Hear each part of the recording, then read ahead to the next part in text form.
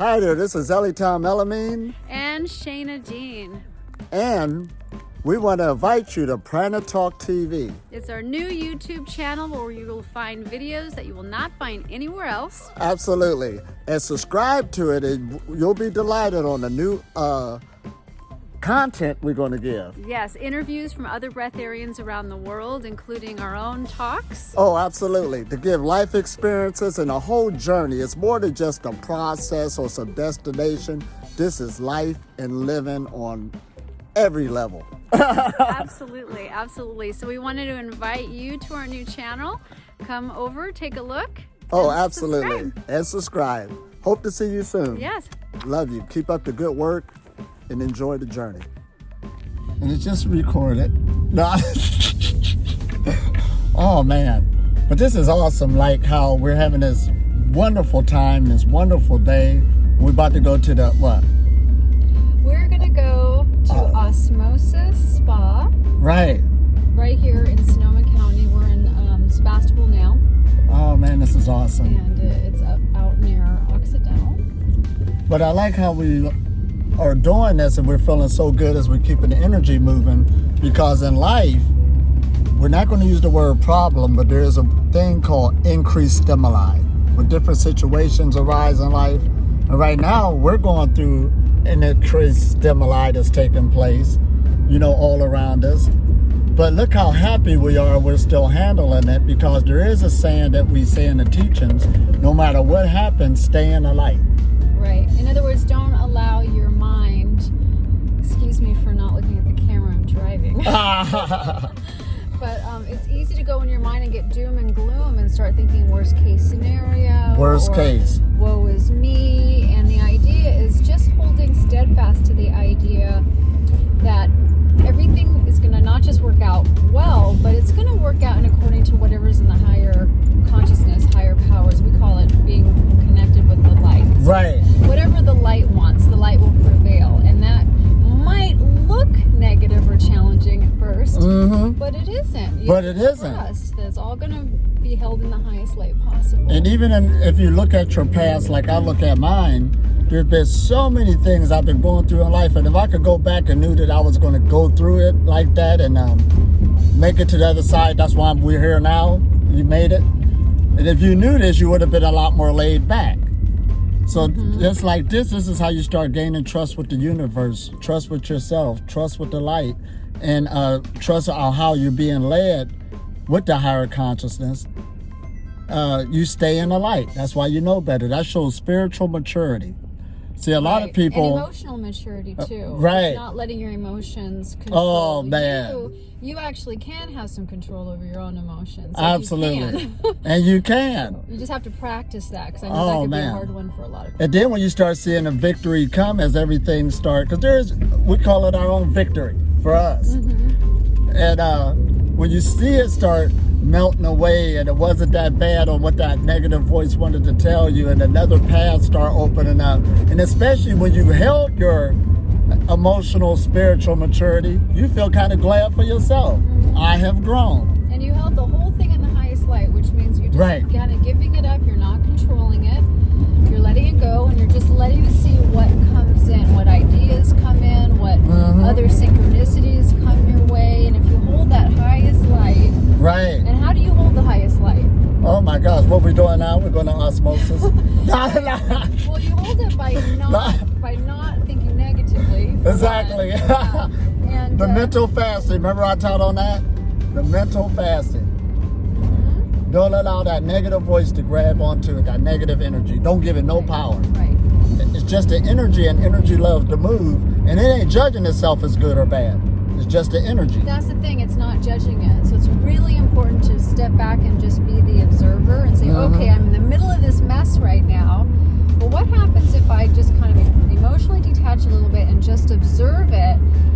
Imagine it being in the highest, it's going to work out. Just imagine that, hold that space, that's actually going to be true. Right. Right? Doing what you need to for self-care so you can stay balanced, which is why we're going to the spa right now. Oh, absolutely.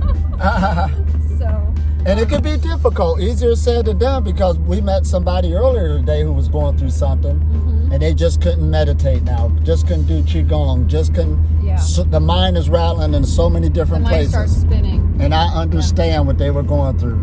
And us, we were sitting there still laughing and smiling because, hey, the light will take care of everything. That's how powerful it is. The light has the value that you give it.